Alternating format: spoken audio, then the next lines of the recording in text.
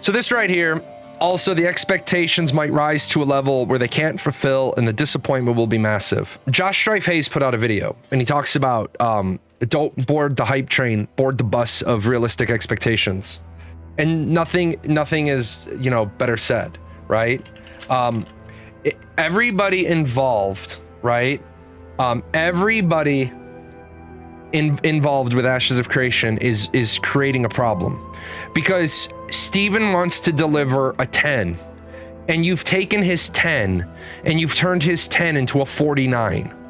The problem is Ashes of Creation is not going to deliver as a 10. It's not. No MMORPG is going to deliver as a 10. MMORPGs are going to deliver at about a 7 or an 8 if you're lucky, and then you're going to grow and evolve into a 10.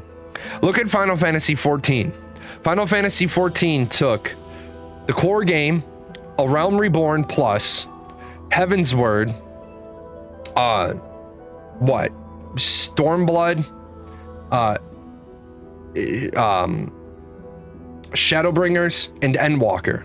They didn't get to the point they were at until Shadowbringers. It took them 5 expansions. Well, core game, actually a redo, and then numerous expansions to get to the point where they were. The problem with expecting an MMORPG to come out as amazing on day one is that you're just setting yourself up for unrealistic expectations. Carlos Mencia does a joke where he says, you're gonna like 95% of the jokes I tell, but there's gonna be that one joke that you don't like. Just look to your left and look to your right and see that everybody else is laughing and it's funny. Okay, the problem is that there are already people who are gonna be unhappy. You can't change your main class. Okay, that makes some people unhappy. Does that make the game not a 10? Because what are you measuring the game against? So yeah, a lot of people are talking about that. As long as Intrepid listens to their community on the stuff that makes sense. So far they're doing okay. No, they're not. And I'm glad you said that, because it opens up the opportunity for me to say this. No, they're not doing that. Because if they were doing that, we never would have had floaty combat in APOC, and then root forward animation combat, and then we get to Alpha 1 with root forward animation combat, and now we have split body animation, which is the most unrealistic style of combat. But we were there before, and we've literally gone 360. Floaty combat is where you're not rooted forward, where you are, there's no momentum behind your combat. Like, I think Steven's about to die here, a horrible and painful death. You see how Steven is just dying in record time? You see how when he's moving forward, he's like rooted moving forward. He can't, like, the animation moves him forward as well. Well, that's root forward animation. Let me switch over to the combat cut. And what we have, oops, didn't close you. So what we have here is, this is the combat cut video that they did. And as you can see, Steven is able to hit the mob and he can continue to run. So he is Shakira and his hips don't lie. He can swing left and run right. And if you know anything about realism, this isn't really how you fight. You move your momentum. Think about swinging an axe or a bat. Your whole body, it's like, what does your coach say?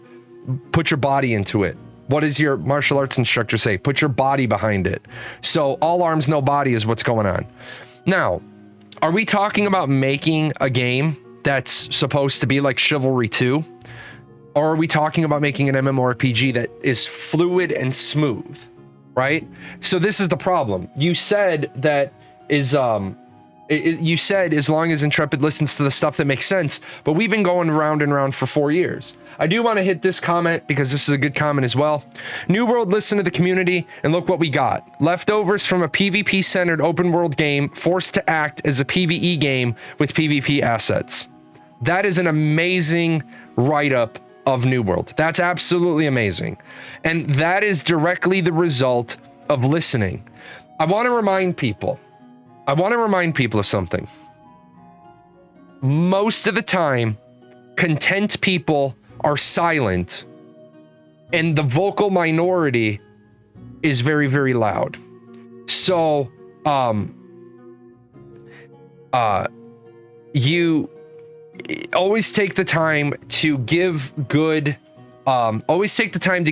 service, good feedback. If you're at a restaurant and you've had amazing service, just be like, hey, can you have the manager stop by my table? Hey, I just want to let you know that this server is amazing. And then give the server an amazing tip. Europeans, we tip in America. I know some of you don't. You're always like, what do you mean tip?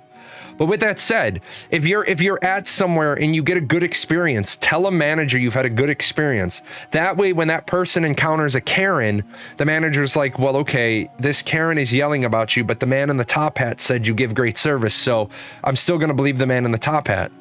The vocal minority is still the minority.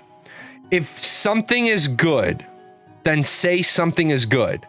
If when you get into Alpha 2 testing, make sure you vocalize your pleasure with Alpha 2. Make sure you vocalize it's good. Make sure you give that comment to Steven and Intrepid. Otherwise, we're going to end up with the next New World. And for those of you over at YouTube who haven't had a chance to chime in live, make sure you take a moment, chime in on the comments, because Intrepid does swing by this channel and they do see the comments on a lot of these topics. So make sure your voice is heard too.